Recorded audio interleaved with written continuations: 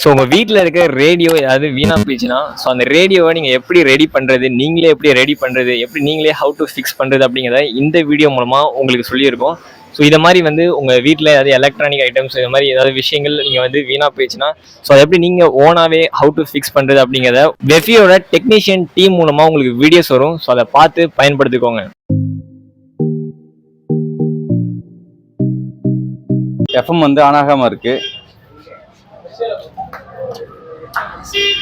சுவிட்ச் ஆன்ல தான் இருக்கு. சுவிட்ச் ஃபால்ட் இருக்கா, அப்படி இல்லைனா ஏசி கார்டு ஃபால்ட் இருக்கா, இல்லை டிரான்ஸ்ஃபார்மர் ஃபால்ட் இருக்கான்ட்டு பிரித்து நம்ம செக் பண்ணிக்கலாம்.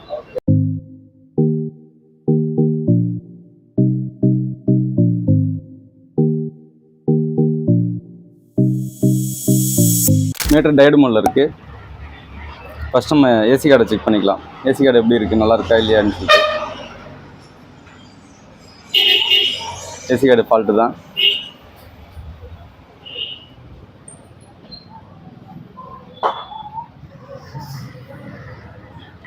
டிரான்ஸ்ஃபார்மர் நல்லா இருக்கா இல்லையான்னு சொல்லிட்டு ரெஜிஸ்டர் மோடில் செக் பண்ணிக்கலாம். டிரான்ஸ்ஃபார்மர் ஃபால்ட்டு தான். ரெண்டையும் மாற்றிட்டு போர்டு எப்படி இருக்குன்னு செக் பண்ணிக்கலாம்.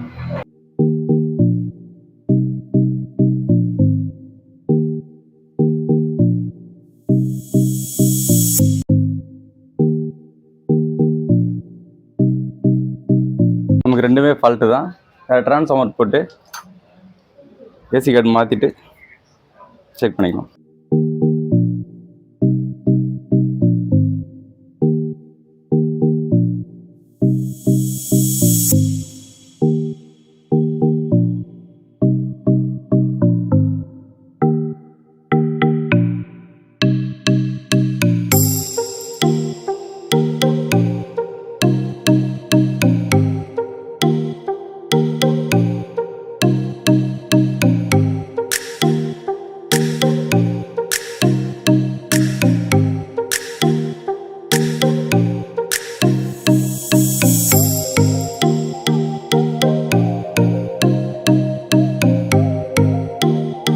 டிரான்ஸ்ஃபார்மர் மாற்றியாச்சு, ஒயரை மாற்றியாச்சு, சப்ளை கொடுத்து எப்படி இருக்குன்னு நம்ம செக் பண்ணிக்கலாம்.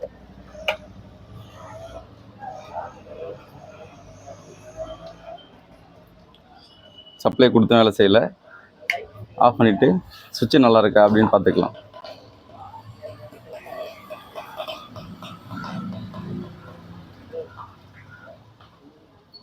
சுவிட்சு நல்லா இருக்குது.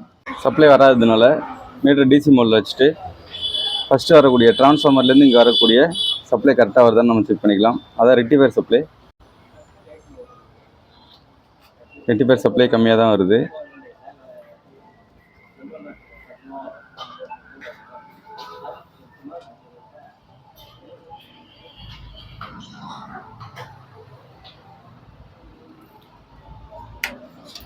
இதில் போட்டுக்கிற டயோடெலாம் கரெக்டாக இருக்கான்னு செக் பண்ணிக்கலாம்.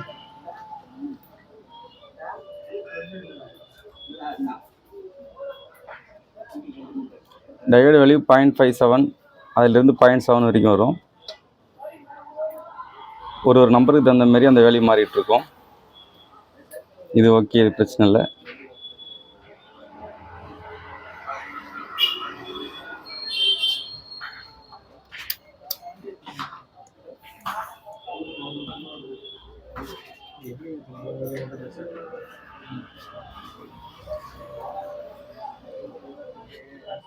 நம்ம பழைய ஒயரில் ஜாயின் பண்ணியிருந்தோம். அந்த ஒயர் கம்ப்ளைண்ட் இருந்தால் கூட நமக்கு பிரச்சனை இருக்கும்.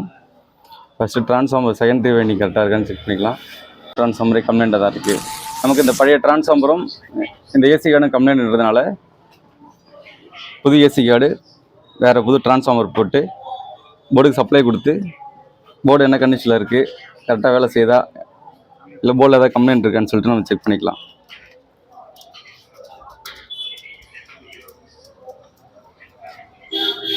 இந்த டிரான்ஸ்ஃபார்மரில் இந்த 3 லீடு வர்றது செகண்டரி வைண்டிங், இந்த 2 லீடு வர்றது பிரைமரி வைண்டிங். நம்ம 230 வோல்ட் இந்த இடத்துல தான் கொடுப்போம். இங்கே எடுக்கிறது 9 வோல்ட்டு, க்ரீன் 0 வோல்ட்டு, மறுபடியும் ஒயிட் 9 வோல்ட்டு.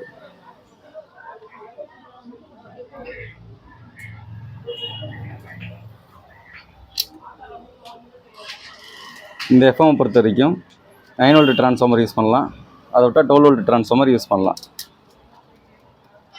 ஆம்பியர் பார்த்தோம் அப்படின்னா 500 மில்லியாம்ஸ் அப்படி இல்லைனா 750 மில்லியாம்ஸ் யூஸ் பண்ணலாம். அதுக்கு மேலே இந்த போர்டுக்கு யூஸ் பண்ணக்கூடாது.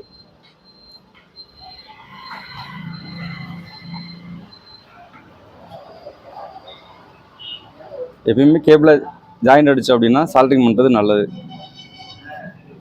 வெறும் ஜாயிண்ட் வந்து லூஸ் கனெக்ஷன் ஆகிறதுக்கு வாய்ப்பு இருக்குது. சால்ட்ரிங் பண்ணிட்டோம் அப்படின்னா லூஸ் கனெக்ஷன் ஆகாது.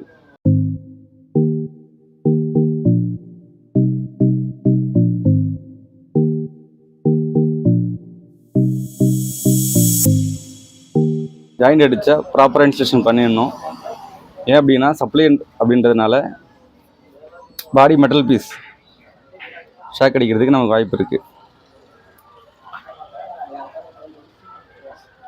இது 909 ட்ரான்ஸ்ஃபார்மர் அப்படின்றதுனால நமக்கு தேவையானது 9 வோல்ட் இருந்தால் போதும். 01 91 ஒரு லைனை டம்மி பண்ணிவிட்டு மற்ற 2 லைனை வந்து யூஸ் பண்ணிக்கலாம். நம்ம பழைய லைனை எடுத்துகிட்டு ஒயரை ஃப்ரெஷ்ஷாக சால்டிங் பண்ணிக்கலாம். ஏன்னா பழைய ஒயர் கூட நமக்கு திரும்ப ரிப்பீட்டாக கம்ப்ளைண்ட் ஆகலாம். ஓகே, நம்ம அப்படியே சப்ளை கொடுத்து ஆன் ஆகுதா அப்படின்னு செக் பண்ணிக்கலாம். செக் பண்ணிட்டு ஆன் ஆகலை, ட்ரான்ஸ்ஃபார்மர்லேருந்து வரக்கூடிய ரெக்டிஃபையர் வோல்ட் கரெக்டாக வருதான்னு செக் பண்ணிக்கும். 10.5 வோல்ட் வருது கரெக்டாக. இந்த மாடலை பொறுத்த வரைக்கும் சுவிட்சுக்குள்ளே போயிட்டு ரிட்டர்ன் எடுப்பாங்க. அந்த லைனையும் நம்ம கரெக்டாக இருக்கான்னு செக் பண்ணிக்கலாம். சுவிட்சுக்கு உள்ளே போகிற லைன் கரெக்டாக இருக்குது. சுவிட்சோடைய அவுட்டில் வோல்ட் நமக்கு வரல. சுவிட்சை டேரக்ட் பண்ணிவிட்டு மறுபடியும் நம்ம செக் பண்ணிக்கலாம். சுவிட்சில் சரியாக சால்ட்ரிங் ஆகலை, துரு பிடிச்சிருக்கிறதுனால நம்ம 2 ஒயருமே டேரெக்டாக சால்ட்ரிங் பண்ணிடலாம். 2 ஒயரும் டேரக்ட் பண்ணி சால்ட்ரிங் பண்ணிட்டோம் அப்படின்னா கிரிப்பாக இருக்கும். லூஸ் கனெக்ஷன் பிரச்சனை வராது.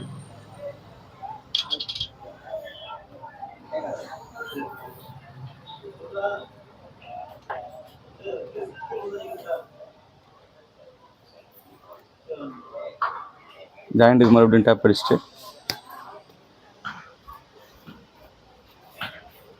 போர்டோடைய கண்டிஷன் எப்படி இருக்குன்னு பார்த்துக்கலாம். ஓகே, ஜாயின் பண்ணியாச்சு. அப்படியே ஆன் பண்ணி பார்த்துக்கலாம். பார்த்தீங்கன்னா செட் ஆன் ஆகிடுச்சு. ஃபிட் பண்ணிவிட்டு ப்ராப்பராக செக் பண்ணிக்கலாம்.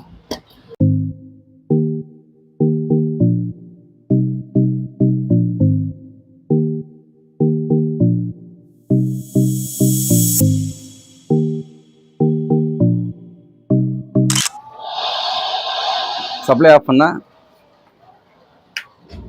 ஓகே. இதில் என்ன கம்ப்ளைண்ட் இருந்துச்சு அப்படின்னா, நமக்கு ட்ரான்ஸ்ஃபார்மர் கம்ப்ளைண்ட் இருந்துச்சு, மாற்றியாச்சு. இதுக்கு சப்ளை போகக்கூடிய ஒயர் கம்ப்ளைண்ட் இருந்துச்சு, அதையும் மாற்றியாச்சு. அப்படி இருந்தும் சப்ளை வரல. ஏன் அப்படின்னு பார்க்கும்போது இந்த ஆன் ஆஃப் கண்ட்ரோலில் கம்ப்ளைண்ட் இருந்துச்சு, அதை டைரக்ட் பண்ணியாச்சு. சப்ளை கொடுத்தோம் அப்படின்னா செட்டு கரெக்டாக இருக்குது. சேனல் மாற்றும் போது சேனலும் நமக்கு மாறுது. ஓகே, இப்போ ஃபால்ட் வந்து நமக்கு ட்ரான்ஸ்ஃபார்மர் ஒயரு உள்ளே இருக்கிற சுவிட்சு, இதுதான் கம்ப்ளைண்ட்டு.